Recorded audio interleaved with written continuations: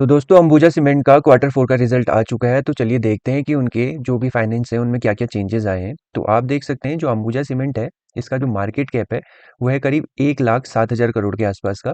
इनका पी 21 का है, आरओसी इनका करीब 5.5 का है, आरओई इनका करीब 8.8 का है, और फेस वैल्यू जो है इनकी करीब 2 के आसपास की है। तो जब हम लोग इनके अबाउट सेक्शन में जाते हैं तो हमको पता चलता है कि अंबुजा सीमेंट जो है वो अदानी ग्रुप की एक कंपनी है, जिनकी अभी की जो कैपेसिटी है वो 31 मिलियन टन पर एनम। ठीक है, तो ये इनका कुछ ब्रीफ में हम लोगों ने देख लिया है कि अंबुजा सीमेंट क्या है। अब हम लोग क्या करते हैं, इनके क्वार्टरली रिजल्ट पर चले जाते हैं। हम लोग क्या करते हैं, इस ईयर के मार्च के क्वार्टर को लास्ट ईयर के मार्च से कंपेयर करते हैं और देखते हैं क्या क्या चेंजेस आए हैं। तो आप देखेंगे कि मार्च 2025 में जहां अंबुजा सीमेंट की सेल्स थी करीब 9,981 सीआर की, वही सेल्स अब बढ़ के हो गई है 10,915 सीआर के आसपास की।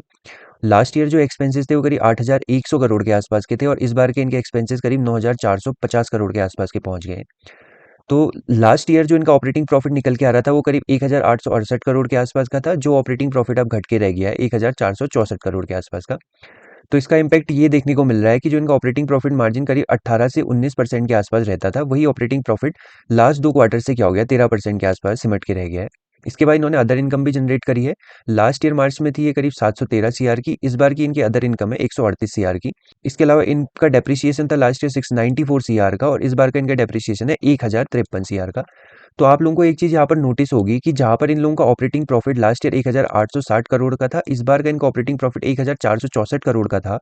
लेकिन बहुत ज़्यादा अदर इनकम आने की वजह से लास्ट ईयर इनका जो प्रॉफिट बिफोर टैक्स है वो करीब 1,800 करोड़ के आसपास का पहुंच गया था। अब इस साल इनके साथ दो प्रॉब्लम ये हुई कि एक तो इनकी अदर इनकम बहुत कम रही, दूसरा इनका डेप्रिसिएशन लास्ट ईयर से ऑलमोस्ट डबल हो गया। तो आप देखेंगे जहाँ लास्ट ईयर करीब 600 करोड़ के आसपास की रेंज में था, इस बार 1,000 करोड़ के आसपास पहुंच गया है। तो इन दोनों नेगेटिव फैक्टर्स की वजह से अंबुजा सीमेंट लास्ट ईयर के मार्च क्वार्टर के में जो 1,800 करोड़ था, इस बार वो 528 करोड़ के आसपास ही सिमट के रह गया है। इसके बाद हम लोग देखेंगे कि इनको जो टैक्स पड़ा है वो नेगेटिव 252% का टैक्स पड़ा है, जबकि लास्ट ईयर ये टैक्स था मार्च क्वार्टर में 28% का। तो इस वजह से इनका नेट प्रॉफिट निकल के आ रहा है 1,351 करोड़ का, और इस क्वार्टर का जो इनका नेट प्रॉफिट है वो निकल के आ रहा है 1,857 सीआर का। अभी जो ये टैक्स नेगेटिव हमको दिख रहा है -252% का, ये क्या चीज़ है इसको समझने की कोशिश करेंगे। पहले इनकी बाकी चीज़ें डिटेल में देख लेते हैं। तो चलिए आगे बढ़ते हैं और हम लोग क्या करते हैं कि प्रॉफिट एंड लॉस स्टेटमेंट पे चले जाते हैं। तो आप देखेंगे कि 2025 में इन्होंने करीब 35,000 करोड़ के आसपास की सेल करी थी। वही सेल बढ़ के अभी करीब हो गई है 40,600 करोड़ के आसपास। तो इनकी सेल में करीब 5,000 करोड़ के आसपास का जंप आया है। लेकिन जितनी इनकी सेल्स बढ़ी उसी रेशियो में इनके एक्सपेंसेस भी बढ़ गए। तो आप देखेंगे कि जहाँ इनका ऑपरेटिंग प्रॉफिट 2025 में 5,900 करीब 6,000 करोड़ के आसपास का था, वो ऑपरेटिंग प्रॉफिट 6,500 करोड़ के आसपास का हो गया। तो ये एक चीज़ नोटिस करने वाली है कि आपने सेल्स तो करीब 5,000 करोड़ से बढ़ा ली, लेकिन आप उसको ऑपरेटिंग प्रॉफिट में कन्वर्ट नहीं कर पाए, केवल उसका 10% ही आपके ऑपरेटिंग प्रॉफिट में कन्वर्ट हुआ है। तो लास्ट ईयर जहाँ इनका ऑपरेटिंग प्रॉफिट मार्जिन 17% था, इस बार इनका ऑपरेटिंग प्रॉफिट मार्जिन घट के केवल 16% के आसपास रह गया है।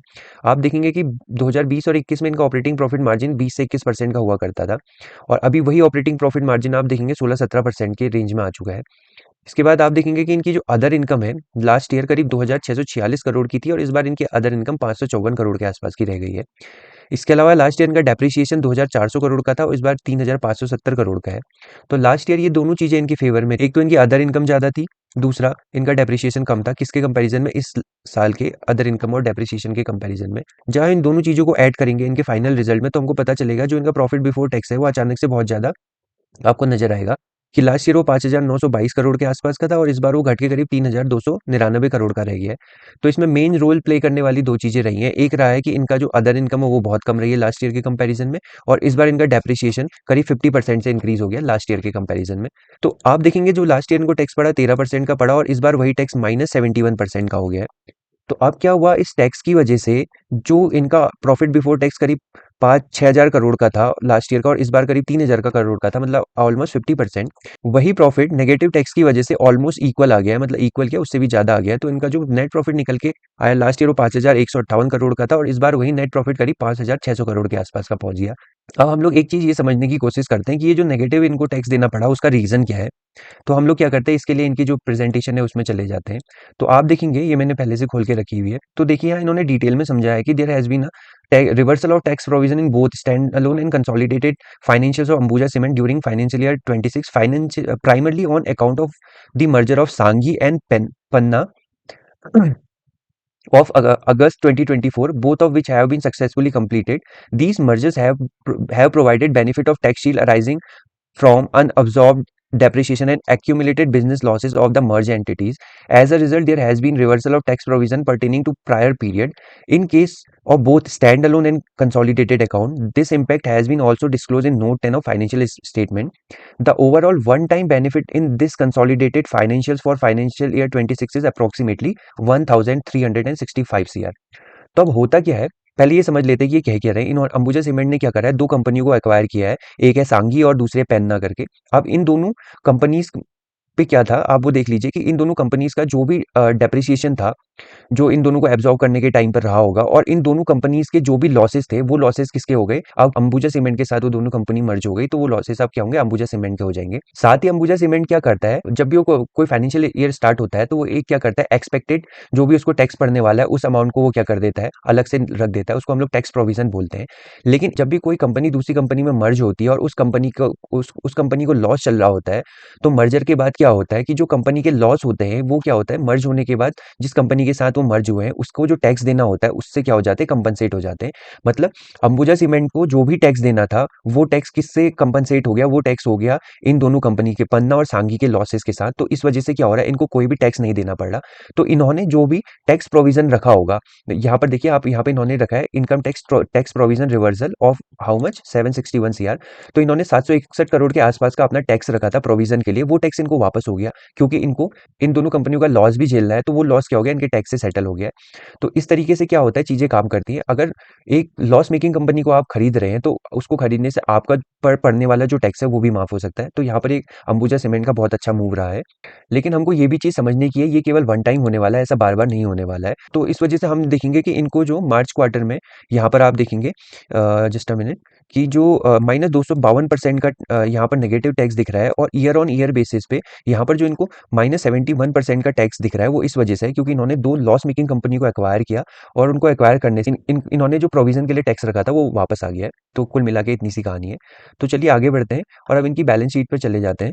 तो आप देखेंगे कि इनके जो पास जो रिजर्व है वो रिजर्व है करीब 50-58 हज़ार करोड़ के आसपास के। लास्ट ईयर थे वो 52 हज़ार करोड़ के। और इनके पास एक स्मॉल सी बोरोइंग है इनके रिजर्व के कंपैरिजन में, 788 लास्ट ईयर थी, इस बार वो थोड़ा सा बढ़ के 886 करोड़ के आसपास हो गई है। इसके अलावा इनका आप देखेंगे मेन इंपॉर्टेंट चीज, करीब 9,000 करोड़ का इनका करंट वर्क इन प्रोग्रेस चल रहा है। मतलब ये अपनी मशीनरी, अपने प्लांट और दूसरी चीजों को अपडेट करने के लिए और उनको फ्यूचर के हिसाब से रेडी करने के लिए कंटिन्यू अपडेट करते जा रहे हैं। इसके बाद देखेंगे इनकी शेयर होल्डिंग जो करीब 2023 में 63% थी, वही शेयर होल्डिंग अभी 67% पहुंच गई है प्रमोटर्स की। और FII जो करीब 11.6% थे 2023 में, वो अभी घट के 5.8% के आसपास रह गए। इसी तरीके से DII जो 15% के आसपास थे, वही DII अब बढ़ के 19% के आसपास हो गए। तो इससे एक बात तो समझ में आई कि जो भी FIIs ने सेलिंग करी है वो सेलिंग किसने एब्जॉर्ब कर ली है, वो सेलिंग एब्जॉर्ब कर ली है हमारे प्रमोटर्स ने, और हमारे किसने, DIIs ने। तो पिछले 2-3 साल से इंडियन मार्केट में यही चल रहा है कि FIIs कंटिन्यू सेलिंग कर रहे हैं। तो ये चीज आपको सारे स्टॉक्स में, जो भी मेजर स्टॉक्स में आपको देखने को मिलेगी। तो इसके अलावा आप देखेंगे कि सेम टाइम पीरियड में पब्लिक जहां 9.6% के आसपास थी, वही पब्लिक आप घट के 7% के आसपास रह गई है। तो ये अंबुजा सीमेंट का ओवरऑल हम लोग कह सकते हैं एनालिसिस था। इसमें इंपॉर्टेंट चीज़ जो हमको देखने को मिली कि इनको जो भी टैक्स बेनिफिट मिला उसकी वजह से इनके रिजल्ट में काफ़ी मैनिपुलेशन हुआ है इस बार। और दूसरी बात, ये अपनी सेल्स तो बढ़ा रहे हैं लेकिन उसके अकॉर्डिंग अपने क्या कर पा रहे हैं, प्रॉफिट को इंक्रीज नहीं कर पा रहे हैं। तो आई होप आपको मेरा अंबुजा सीमेंट का एनालिसिस पसंद आया होगा। तो अगर आपको एनालिसिस पसंद आया है तो आप वीडियो को लाइक करिएगा, और अगर आपको इसी तरीके की किसी स्टॉक्स पे वीडियो चाहिए तो आप मुझे उसका नाम आप कमेंट सेक्शन में लिख सकते हैं। तो चलिए मिलते हैं नेक्स्ट वीडियो में, तब तक अपना ख्याल रखिएगा।